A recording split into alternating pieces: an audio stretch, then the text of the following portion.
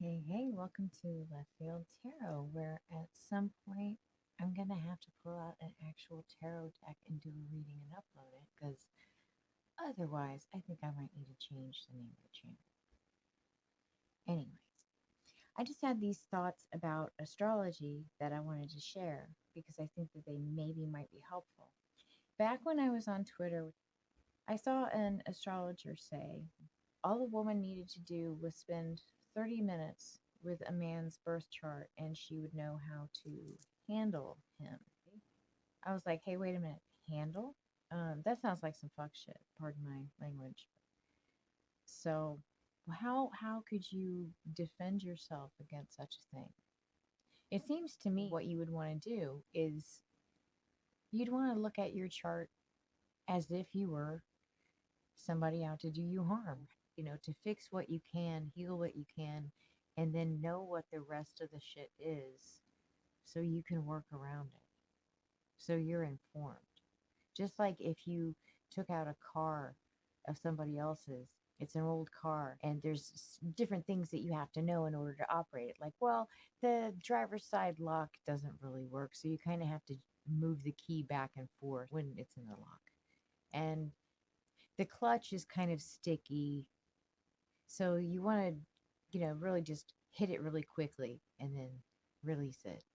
And there's like all these little idiosyncrasies involved that if somebody else was going to drive the car, do and not be able to even get in the door.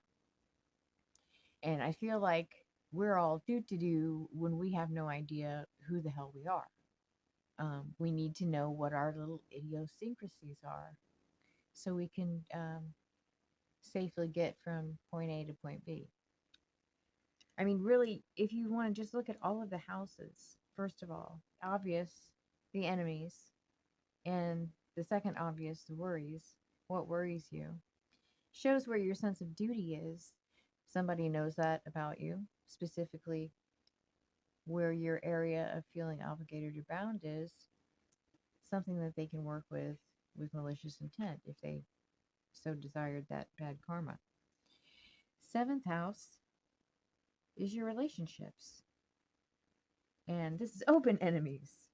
So you kind of want to know what's going on here. Also, it's alliances or conflicts with others and legal matters and your desires, which can also be exploited.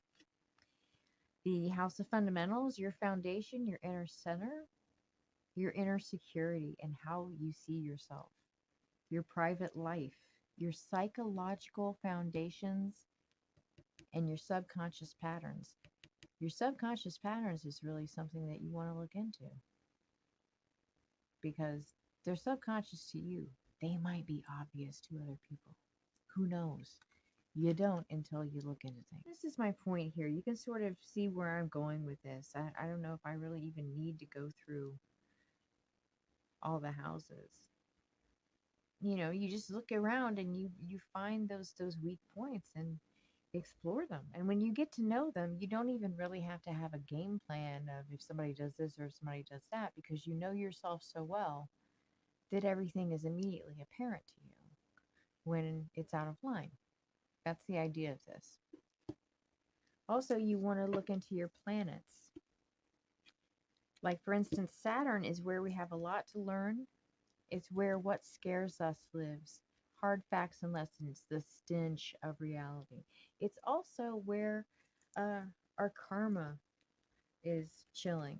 And to just give you an example of that, if you have your karmic Saturn is in Taurus, then your challenge is balancing the material and the spiritual. And you fear change and you fear a loss of security. And there's all these other fears that you have. If you want to find out about karmic astrology, you can go to KarenMBlack.com. I want to make Karen Black jokes, but I'm not going to because it's Karen M. Black. Obviously, it's not the actress. You'll find information on your North Node there, and you'll also find information on your karmic Saturn. That's not a bad thing to check.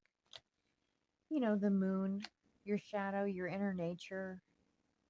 What makes you secure? That's a big one. How you tend your inner child. your basic habits, your reactions, your knee jerk reactions, your defense mechanisms, survival instincts. These are areas that it's important to be well versed in because they're areas that can be areas of vulnerability. It's good to know where you can't be controlled because this is also where unexpected surprises and chaos shows. I mean, and Venus, of course, would tell somebody how to seduce you. You see my point. Even if you don't particularly believe in astrology, look into it anyway. What the hell? You may be able to really save yourself a lot of trouble in your dealings with people who maybe have the less than the best intentions. So I hope this was helpful in some way. Love and light. Take care.